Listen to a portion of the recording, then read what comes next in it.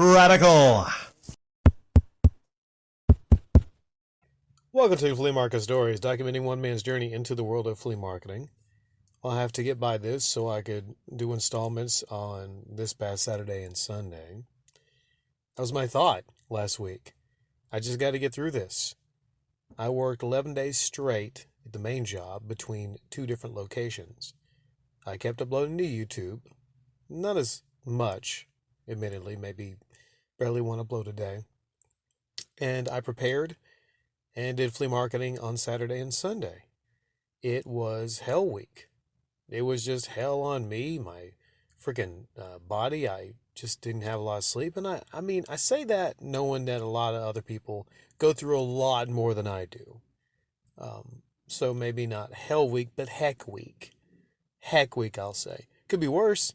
I could come home and have some screaming brats or something like that and then do all of this. So it was heck week.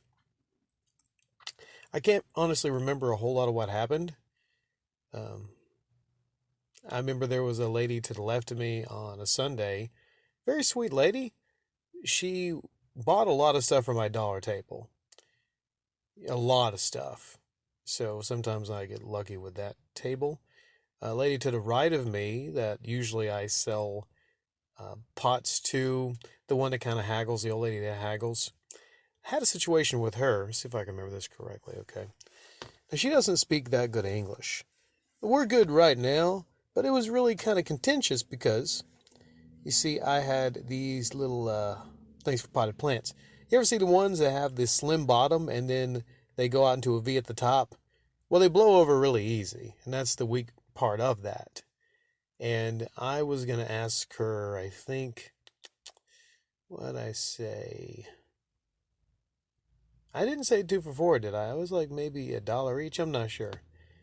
Maybe I did 2 for $3, something like that.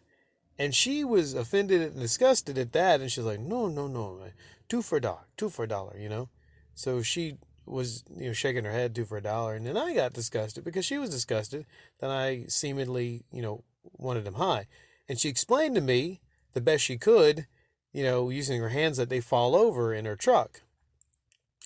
Yet she came over and was looking at them, right? So I just took them. I wouldn't let them go for that. And weirdly, the next day right after that, there was a lady that came by and actually got them for was it $1 each? I might let them go for 2 for $1. Some of them, I'm not sure. Just to spite the other female. Just to spite her. But I said, we're cool right now. We're cool right now. I wish I could remember more, but I really can't. Like I said, it was just really, really crazy that weekend. One big notable thing, though, one big news was I became a permanent flea marketer. I became a permanent flea marketer. I now have a permanent spot. They don't give permanent spots out to just anybody there. You have to be there for, I think, at least 6 months. And you have to have the approval of the management. They don't give permanent spots out to anybody, but I have a permanent spot. Now, it's not an indoor location. It's not a fancy store. It's basically just a spot with lines around it and a long table. But I am transforming that spot into a mostly little game store. And I'm actually doing it really damn well. And I'm really excited about that. I will extend upon that. Talk about that and my evolution in some of the next show off Saturdays. But it feels good. It feels good to finally actually have my permanent spot there.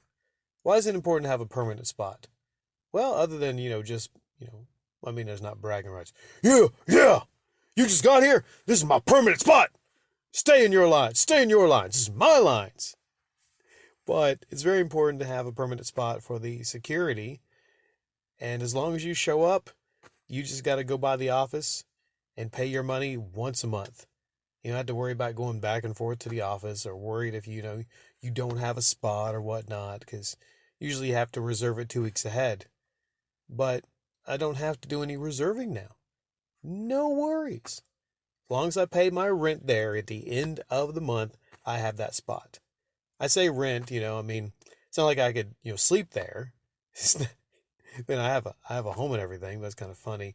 They say like, rent a spot out, you pay your rent. I'm like, okay, well, technically, could I just, if I'm tired, put all my stuff up and then just jump on the table and go to sleep for a while in that spot and be like, well, I'm too tired. I got up too early.